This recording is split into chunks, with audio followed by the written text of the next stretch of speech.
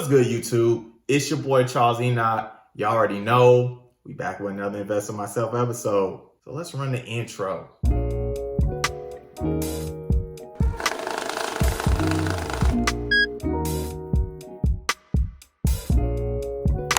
So today I want to go over why having a HELOC for your emergencies is better than saving up 3, 6, or even 12 months of emergency funds in your personal savings account. But before we get into it, you already know your boy has to do the YouTube thing. So your boy's getting close to being monetized. So I'm gonna ask you guys, help a brother out. If you haven't done so yet, go ahead, take a little time, smash that like button for me. If you're new to the channel or you just haven't done so yet, take a little time, hit that subscribe button for me. Also, if you enjoy my content, definitely think about donating to my Patreon page. The description will be down below. I appreciate anybody that takes the time to do all these because it really does help me reach a higher audience base. Okay, so for those that don't know, a HELOC is a home equity line of credit.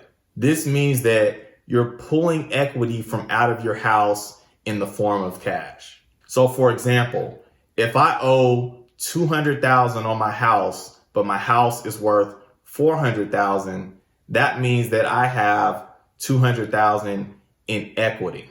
Now the bank will let you borrow a certain percentage of that $200,000 as a line of credit. Now, when we have a large amount of the bank's money, we're going to be able to focus our money, our cash flow on investments. Now, when we have a large amount of the bank's money, that means that we can focus our money, our monthly cash flow on investment vehicles, such as stocks, real estate, cryptocurrency, etc. So we're basically operating like a business would, or how most wealthy individuals do. So a business or a very wealthy individual, they're always going to be in some sort of debt because they're going to be borrowing from other people, pretty much using other people's money. So for example, a lot of small businesses use a line of credit just in case an emergency comes up and they need to handle that emergency. And this pretty much helps keep the business afloat. So not a lot of businesses are going to have months and months and months of money just saved up for any type of emergency. It's just unrealistic. And a lot of people find themselves in this situation in regards to their personal finances. So with a line of credit as their emergency fund, a small business can use their cash flow to reinvest into their business to pretty much expand the business. So even though the business may have some form of debt, they can focus on building rather than playing the let me save enough game before I invest. Now, I know this example may not make sense, but I want to reel us back in and show you guys how the everyday person can use their HELOC as an emergency so they can invest their cash flow in investment vehicles to make them more money. So you already know I got the whiteboard in the back, so we're going to break it down into layman's terms. Let's go. All right, so we're on the whiteboard. You already know we get down to business. So there's going to be two different scenarios here so you can see two different types of individuals here. So the first individuals, we're going to have Saving Sam and Saving Sue as a couple here. So let's kind of look at their finances here. So the income that they have is $10,000. We're going to say their expenses are $8,000. So their cash flow is going to be $2,000, a pretty healthy cash flow. Now they are advised to have, and we're just going to say 3 months worth of savings. So that would be $24,000 here. So pretty much 8 times the 3. Probably realistically, they would probably say 6 to 12 months, but I mean, who is really doing all that, right? So we're just going to put it at 3 months. And we have to remember inflation is 2%, 2 to 3% roughly every year. So let's see how a scenario would play out where people are pretty much saving money. All right, so we're on the other side of the board here. This scenario is going to be pretty quick. We pretty much know how people save money, but let's break this thing down. So Saving Sam, Saving Sue, we're going to say it's the beginning of the year, is January. So they're going to get their income, they're going to get their expenses, cash flow, $2,000. They're going to put that into their savings account. They got $2,000 saved up in their savings account. They have not invested in any stocks because they need to get 3 months worth of savings in before they can even start investing, right? So we're going to go to the month of February. They're doing the same thing, another $2,000 worth of cash flow, $4,000 in their emergency fund. Come March, they're doing the same thing. And then in April, an emergency happens, right?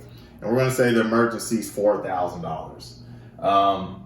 So in April, and we're going to say it's the beginning of April, they have all their money, they get the cash flow, it's $8,000. That emergency happens, and they're going to have to take $4,000, right, at the end. We're going to say it's the end of April, April 30th, right?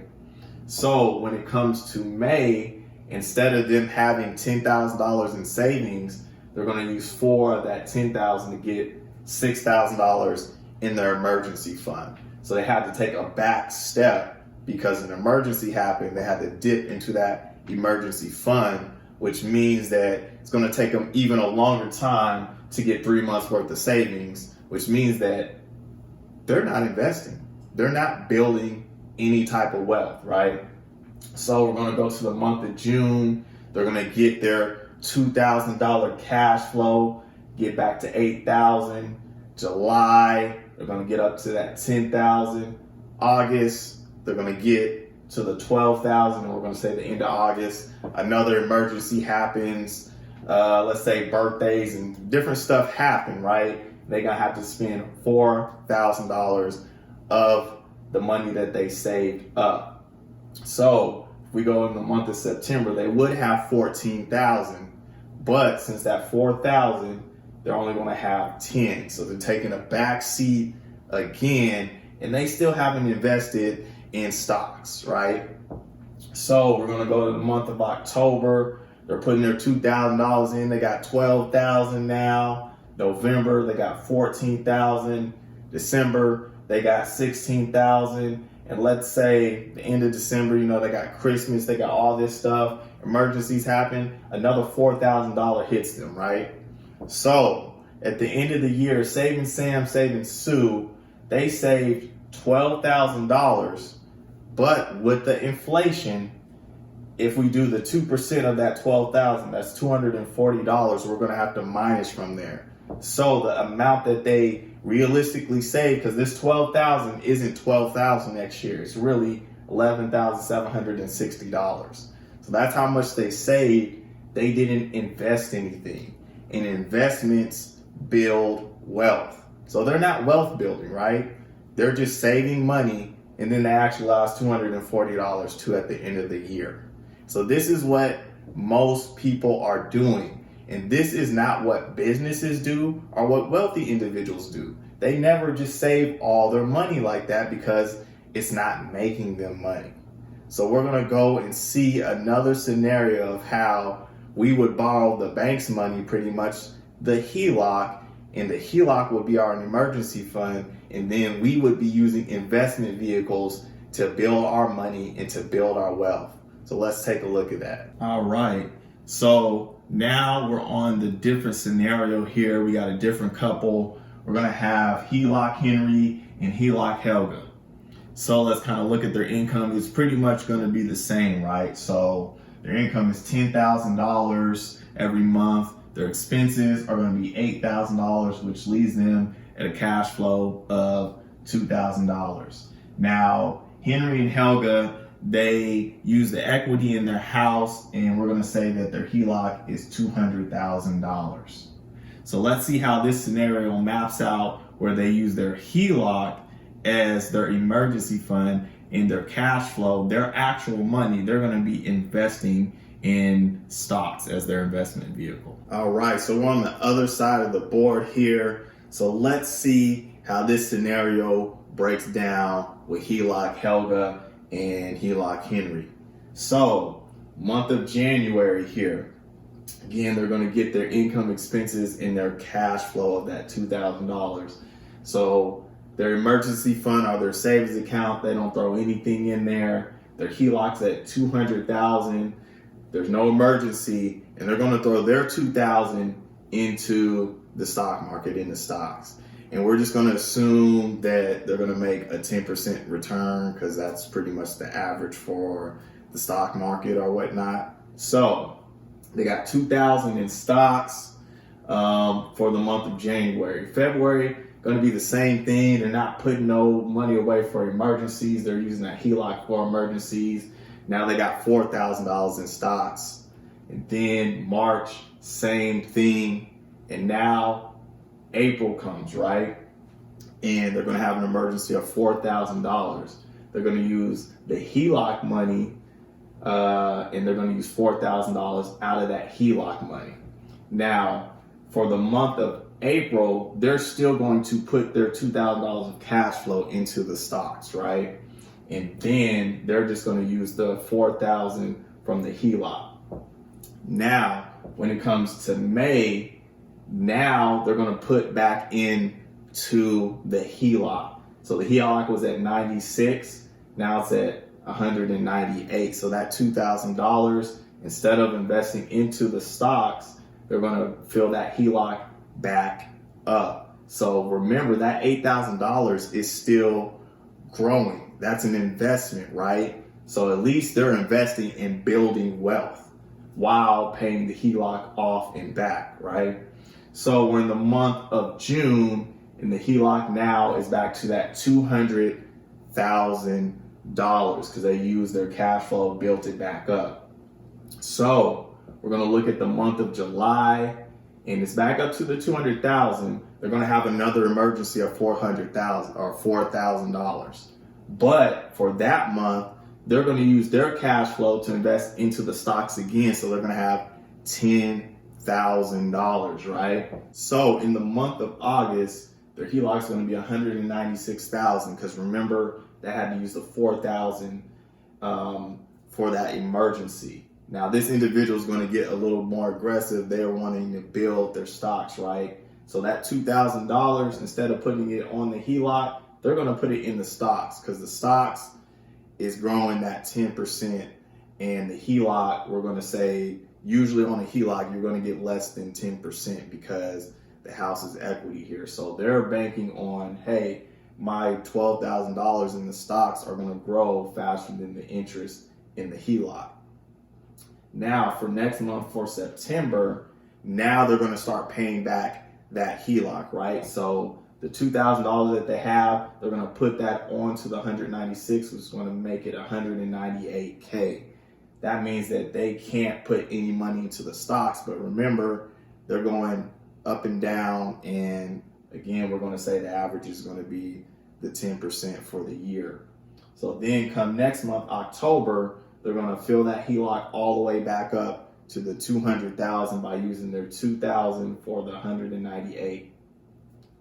Now, for the month of November, they can start putting more into their investment vehicle, into the stocks. So they're going to put another 2,000 in there. Their HELOC is filled up because the HELOC is going to be used for emergencies. And we're going to say, hey, in December, emergency happens, or, you know, they had to get Christmas gifts, whatever the case is, they had to use $4,000. They're going to pull that from their HELOC. And now they're going to put the 2,000 into their stocks, into their investment vehicle, because that is making them money. That is actually building them wealth. So at the end of things, at the end of the year, they have stocks of $16,000. We're going to say they got that 10% interest on there. So $17,600 came about in their investment here. Now the HELOC is at $196,000. With the inflation, it's at $192,080. That's the value of it.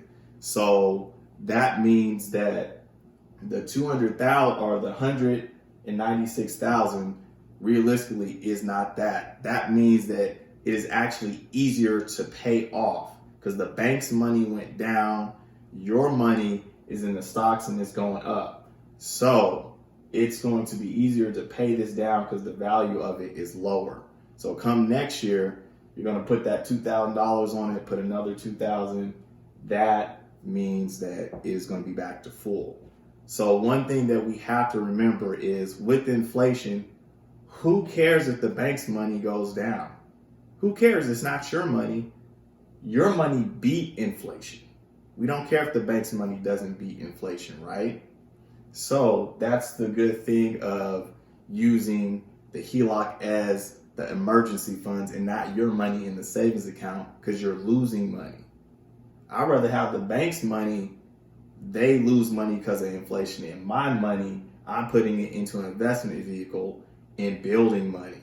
So you see how Henry and Helga, they actually invested this year. And we know with compound interest, the earlier that you invest, the numbers are going to increase. So saving Sam and saving Sue, since they haven't invested yet, I mean, they're going to be losing out on a lot of money. They're still waiting for 3 months worth of savings before they start investing in the stocks or something with compound interest. You're losing a lot of money. So again, we are trying to use somebody else's money as emergencies, and our money needs to be stuffed in these investment vehicles to build wealth. And this is how a lot of wealthy individuals think, or even businesses. Nobody's not going to have enough savings for every single emergency. And if you find yourself trying to stockpile on these savings, you'll probably never realistically have enough for the average person. And this is why we use other people's money for emergencies, use our money for these investment vehicles, and build that wealth. So I hope this does help. If it did, go ahead, hit that like button for me. Please remember to subscribe to the channel. And if you like my content, please think about donating to the Patreon page. I'll have the description down below. And like always, you guys have a good weekend. Peace out.